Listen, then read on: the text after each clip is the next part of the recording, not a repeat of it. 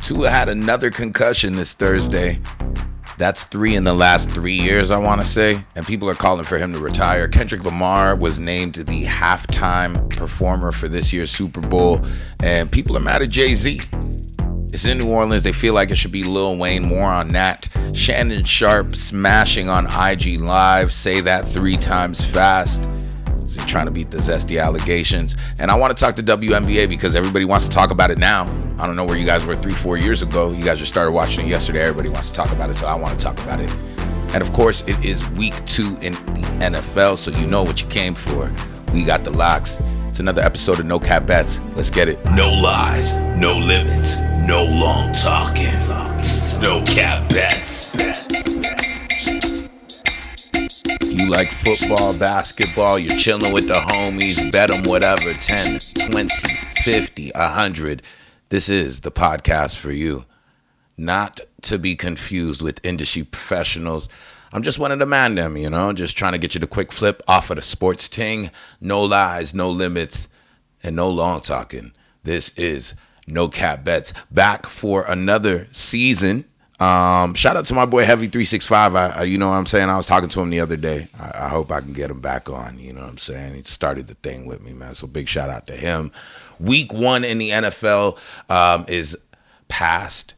In fact, we're already into week 2 with some devastating news. But let's just quickly recap. Week 1, no real upsets. I mean, one upset from New England, another from the Steelers, you could say. I mean, Atlanta, that was kind of a toss-up to me.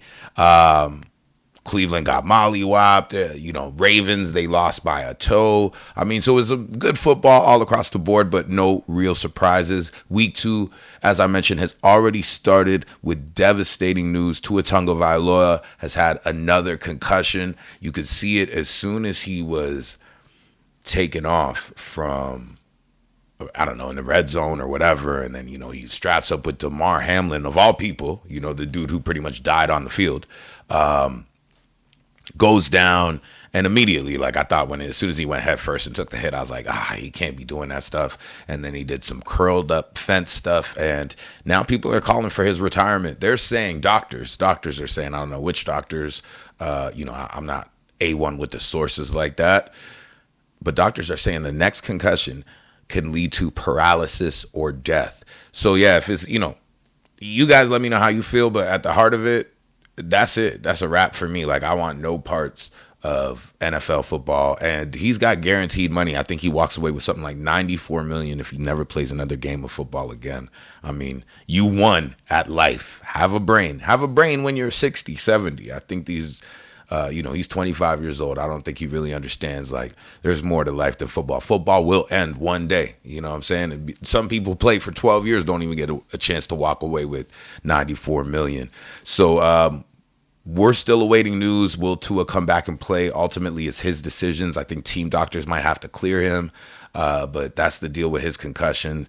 Pretty crazy. So if you're looking to fade the Miami Dolphins, it's probably the time. They got a lot of noise around them with Tyreek getting arrested. Now Tua with the concussion. Might actually be the time to take him, Hate to really talk betting with such, life-changing news in, one of the players' lives, but obviously that's a factor in what it is that we do. Damn, that felt harsh. Moving along, Hall of Famer Shannon Sharpe in the news about a recent sex scandal. This dude had Instagram Live on while engaging in sexual activities with a girl named Michelle. That's all we know is her name is Michelle. People got her Instagram. I mean, I didn't follow, but I definitely checked out the gram. Shout out to Unc. Club Shay Shay is not just a podcast, apparently. And yeah, you can go on and, take it in if you want to. I had a chance to listen to the tape. You know what I'm saying? All you can really do is listen because there's audio. You know what I'm saying? Not that I would be really checking for Shannon anyway. So he's got himself in a little bit of hot water, but it looks like ESPN's not doing anything with it, which is crazy because Paul Pierce, he was just at a poker game with some blunts in the background talking about where the hoes at or something, and he got fired from ESPN. Shannon Sharpe is full on having intercourse and talking crazy to the girl. It is wild. Anyway, y'all go take that in. But a lot of people are saying that Shannon, over the years, with the green little jumpsuit or whatever, people were saying he's zesty. So maybe he staged this on purpose to maybe beat the zesty allegations. So that's something that's floating out there. The way that I know how we use Instagram Live, like it's a possibility that he might have just been on Instagram right before they started hooking up or something, and then finger slid to the live button and then the go live button, and then it only counts down 3 seconds. So is there a possibility he made a mistake? Sure. Does it look like maybe he wanted to put it out there like he's getting it in like that? I think so. You know what I'm saying? So there's no one way to cut it, but yeah, that's Shannon in the news.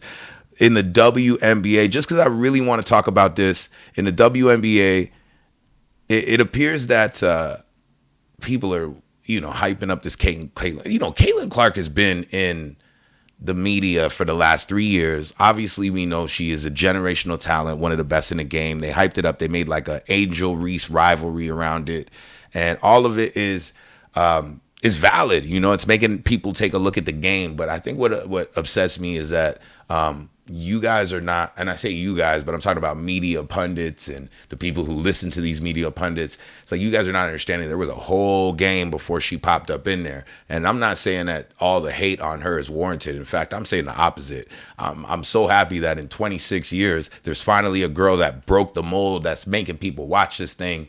And yes, she's making a lot of future ballers, millionaires, so it's the girls 10 years from now, 20 years from now that are going to have her to thank for their $1 million contracts. So, shout out to Caitlin Clark. But I don't respect a dude like Stephen A, for example, jumping out the window on Cheryl Swoops when you just started talking about the game 6 months ago. You might not agree with what she has to say or whatever, but you can't really speak on that. And it's funny enough, like sometimes you just got to give the women the opportunity to speak on women things. Like I don't want to get involved in that. You know what I'm saying? I grab my tickets. We got a WNBA team coming into Toronto. So yeah, like if it's hate, I'm gonna chill. I'm gonna let them discuss it and get through that so they can become a better league. But we don't really need to be up in their business like that. Cheryl Swoops did sound like she was kind of hating on Caitlin Clark, but that is not for me. That is for the people of the WNBA to sort out on their own. And, I hope everybody comes out on top as a result of it. But yeah, for you pundits that just started watching the WNBA like 2-3 weeks ago, stay out of their business, man. Like you weren't involved in it last year or the year before like that. You don't know Kennedy Carter, you know what I'm saying, when she was playing for Atlanta. You don't know Asia before this year when she was already winning MVPs. You don't know the white girls in the league like Sue Bird, Taurasi, Stewie, winning championships long before Caitlin Clark was even a subject. So I feel like, if you ain't watching the game before, at least I'll say till 2020. If you didn't get there in 2020, you shouldn't really be speaking on it now. And then the big news that I really wanted to discuss before we get to the locks this week is my boy Lil Wayne speaked out. He spoke out recently because everybody is upset that the Super Bowl is in New Orleans and Kendrick got the look. Now, Kendrick has had the biggest year in hip hop, hands down. There's no questioning that. However, if you are going to have a Super Bowl in New Orleans and Jay-Z is the, Rock Nation, let's not say Jay-Z, but Rock Nation is in charge of who, is the headline performer for the halftime show. They did a LA one with Dr. Dre. And then he brought out Snoop, 50, Eminem, did his thing, right? But that was cool because the Super Bowl was in LA. When it was in Miami, they did I'm not that Shakira's from Miami or that J-Lo's from the Bronx, but they did something themed, to Spanish people because it was in Miami. So I do feel like it would have been a nice ode to the culture, not just the hip hop culture, but the Louisiana culture, to get Lil Wayne up there. Kendrick still might do it. I don't know how that's going to work because there's a lot of politics going on. I did see Lil Wayne wearing an EXO chain or whatever, but what's up with that? Maybe you guys can let me know. But I do think, it does suck that he got the snub. Here's what he had to say about it. First of all, I had to get strength. I had to get strength enough to do this without breaking. That hurt a lot. You know what I'm talking about? It hurt a whole lot. I blame myself for not being mentally prepared for a letdown. I thought that was nothing, I thought that was nothing better than that spot, and that stage, and that platform in my city. And so it hurt. It hurt a whole lot. I'm just trying to put me back together, but my God, have you all helped me. Thanks to all my peers, my friends, my family, my homies on sports television, everybody repping me. I really appreciate that. I really do. I feel like I let all of y'all down by not getting that opportunity. Yeah, so that's Lil Wayne basically saying like he's really hurt about this, and I can't really knock him. It's in his backyard. He's been repping Louisiana since like before anybody even really cared about Louisiana. I remember when the Hot Boys was out, I was like, okay, big deal, you're from Louisiana. Oh yeah, that's where Master P and them from. So to take that opportunity, especially now that, and some people, AKA Stephen A. I don't know why I'm getting at homeboy so much, but I just feel like he's just off with the takes these days. But he's like, yo, it wouldn't be no hip hop if it wasn't for Jay-Z. So stop blaming Jay-Z. But Jay is only in there because they needed to help the black audience during the Kaepernick thing come back to football. So, one hand is going to wash the other, and like he should really be a beacon of this hip hop culture, obviously. Now, like I said, this takes nothing away from Kendrick. He had the biggest year. He took out our hometown favorite Drake, you know what I'm saying, with the TKO. Drake clearly ain't done yet, you know what I'm saying? So, he got him this year, and he's had the biggest year of a hip hop artist, but I do think Weezy deserves that credit. But I know why you guys are here. We're going to take a little quick break and come back to you with the locks. You're tuned in to No Cap Bets.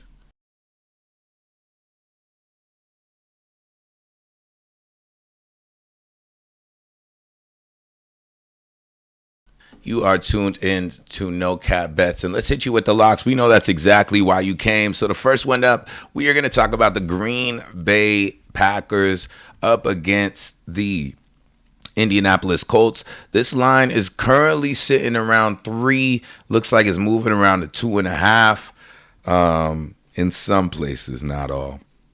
But we're going to go ahead and lock this one up with the Green Bay Packers, 5-1 at home, straight up as the underdog since 2021. Josh Jacobs limited in practice. And I think the strategy naturally is going to be for the Colts to just put 8 in the box. And we'll beat Josh Jacobs because behind him is Malik Willis. Beside him, the quarterback will be Malik Willis. Jordan Love listed as questionable. Does that mean he's going to play? We still don't know. I don't know. Maybe a little mind game going on from Flynn. But Flynn is a quarterback's coach. And I like the angle here. I spoke about it on my homie Marley's show, Brothers and Bets. We've got a backup quarterback playing for a job. He might have a chance to play all season. He might have a chance to play 5 or 6 games and get himself a check and a Geno Smith opportunity somewhere else. But this is a guy who's going to take this whole week to cram, grind, hustle with the playbook. He's going to know this playbook better than anybody else. And then the fact that he's going to have the fans at Lambeau behind him in a home opener off of a loss, I think you got a great opportunity here to back the Packers in Lambeau. When I take a look at the Colts, now, a lot of good things to maybe take them as well, right? 6-0 is a favorite dating back to last season. But I think that the jig is up. Everybody knows that the Colts are someone to take serious, especially after they gave it their all against the Texans. It came up short, just losing by 2. After giving it all, you're all at home. You're going on the road in Lambeau. It's not like it's going to be freezing or anything, but that's still going to be a tough crowd. And you got this guy, Willis. I can't really look at trends at this time and really find the intel to give you guys, other than the fact that I just really like the Packers in this spot because I don't think anybody's going to take them. When I take a look right now, 57% of the bets are on the Colts, 43% on the Packers side. So, yeah, put me down with that 43%. I'm in there getting it at plus 130 for the money line if you're looking into that. First lock, the Green Bay Packers at 3. Next, moving on, we got the Jacksonville Jaguars. They're going to be up against the Cleveland Browns. And I don't know if you guys caught this in the news, but our boy Deshaun Watson, though, another case, like him and Diddy, they're in a race right now for most allegations. So, yeah, he's facing another little massage case from 2020. I shouldn't say little, you know what I'm saying? I hope those women get their justice, because that's insane. It's like 27 of them. But let's get to the real intel right here. Trevor Lawrence is 5-5 in his last 10 games. Those losses are to the Kansas City Chiefs, the Houston Texans, the 49ers, the Baltimore Ravens, and the Cincinnati Bengals. All playoff, if not Super Bowl contenders. Maybe not the Texans, but, the other 4 that I just said. So I got to say, he's good. He's good in the league against everybody else. He's struggling. So when you say that, teams that are not Super Bowl contenders, he's 5-0 at home. Cleveland 1-3-1 ATS dating back to last season as an away underdog, 1-4 straight up. And this year, I just don't see any audience. So, I think Trevor Lawrence is good for 2. No long talking on this one. 2 to 3 TDs. Etienne's going to punch one in. 28 points is all you're really going to need to beat the Cleveland Browns, because there really is no offense. Now, Cleveland is the better team off of a loss last season, but I just don't think they're coming in with the artillery that they need to close this one out. For Jacksonville, you don't want to go into week 3 0-2. You're going up against the Bills next week as well. So this is an important one. This is a must win. You know what I'm saying? They let one slip to Miami. I think they want to bounce back and play all 4 quarters, which is something that they failed to do in week 1. So it's the Jacksonville Jaguars -3, my second lock. And my third and final lock, where's everybody in the East Coast at? We're taking the New England Patriots at +3.5. Now, throw the trends out the window. This is the eye test talking right here. Seattle barely escaped the Broncos. This is Bo Nixon them. There's nothing really going on. Then they basically now are going on the road. They're playing at 10 a.m. West Coast time. And the following week, they're going up against Miami. So there's the look-ahead angle there. But let's just stop and really take in that they barely escaped the Denver Broncos. That's not, a team that you're really thinking you got to go toe-to-toe and blow for blow with. You know what I'm saying? I love this spot for the Patriots. They get a chance to play free. It's their home opener at Foxborough. They got the upset on the road against the Bengals. They've got a reliable quarterback, understands the system. It's 2 rookie coaches against each other. And if we take a look at just the opponents from week 1, Bengals, Broncos, the fact that New England came out with a win, held the Bengals to 10 points, and Seattle barely escaped the Broncos, I'm going to say the Pats are the better team. No long talking. New England Patriots +3. Make sure you guys subscribe, like, share, all that good stuff. It's always great to just be back on the NFL season. So we went 3-0 last week. I posted the picks up. Follow us on the Instagram, officialnocapbets. You can follow me on Instagram at 100plusmo. And until next week, it's been another episode of No Cap Bets. I'm your boy Plus. Bless up.